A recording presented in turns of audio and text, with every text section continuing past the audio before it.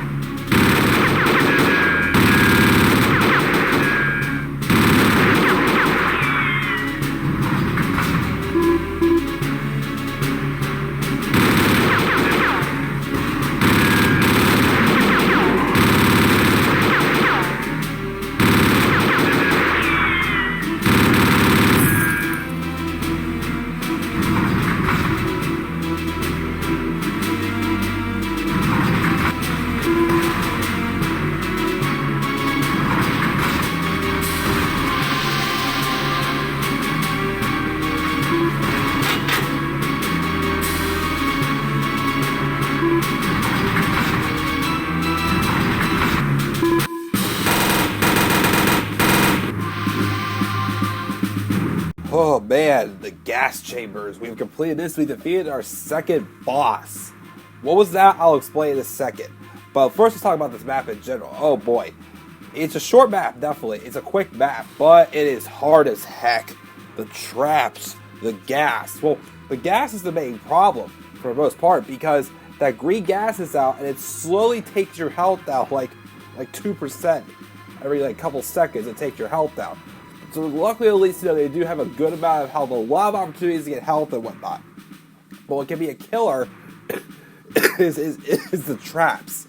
There's not really too many guards, outside of like in your vicinity. Like there's a couple mutants here and there you just have to get down. But behind walls and such, there's like Waffenschustafels, chain gun people. They have flamethrowers across from those other little hallways where you go in, like when you're in the areas where you're fighting the chain guns and the Waffens, and you have those other little guys. The hallway with health, and to your left, there's usually like a fire, a flamethrower. He doesn't really fire at you, though, so you don't have to worry about him. But man, like, you're racing against time. You try to keep a good amount of health, retain as much air as you can, but just try to stay alive, because if you get if too much of that gas gets to you, then you definitely turn to a mutant. That's how you die. Instead of actually die, you just turn to a mutant, literally. And then the boss, that is the Schabbs Mutant. Dr. Schabbs is pretty much a part of his own like masterpiece, the Uber Mutant. Instead, it's called the Schabbs Mutant. Not only does it have 4 cleavers and it has a chain gun mounted into its chest, but it also like throws out like so many of his syringes at once. It's like he would throw one at a time when you fight him in this Wolfenstein 3D. So as long as you dodge him, he doesn't have as big of a health pack as Hans Grosso. No, yeah, we didn't have as much advanced weaponry as we did when we had that boss battle back in 4 or 5. But man, it's like you're racing against time. And also when you come back after you get the elevator key to open up the Schabbs Mutant's door, there's 4 mutants. So it's like you have traps like on both sides of you, but you gotta hide behind a pillar. If not, the guards from the other side are gonna mow you down too. So man, you just gotta have a lot of learning and just be quick in this map as well. Again, at least to give you a lot of opportunities for health and ammo also. And there's not too many secrets to hunt down here. There's only 3. But boy, we have defeated our second boss, the Schabbs Mutant. We have survived the gas chamber. But of course, the game's going to continue to get harder to move on here. So next up will be floor 11. But before we get there, we have a little story to tell before we get to the storerooms. You escape from Schabbs Mutant gas. You dash to the elevator, slam the door shut, and press the switch. No wonder the mutants are still being created. You thought you killed Schabbs back at Hollowhammer, but he cheated death by injecting himself with an enhanced mix of his own mutant formula, turning him into the monstrosity. Let's hope he stays dead this time. But now his formula has developed into the gas. If the Nazis use it in a large-scale bomb or missile attack, the Allies can be destroyed by their own soldiers turning into mutants. The hunt for Narbenpsyche. That's why it's imperative that you escape from Castle Totenkopf, not just for your own life, but for the free world. Someone has to do something about the Nazis' weapon of mass mutation. But first, it's time to find the Chief Interrogation Officer, Captain Narbengeist. You're going to make sure that sadistic bastard gets his comeuppance for what he's done to you and so many other prisoners of this castle.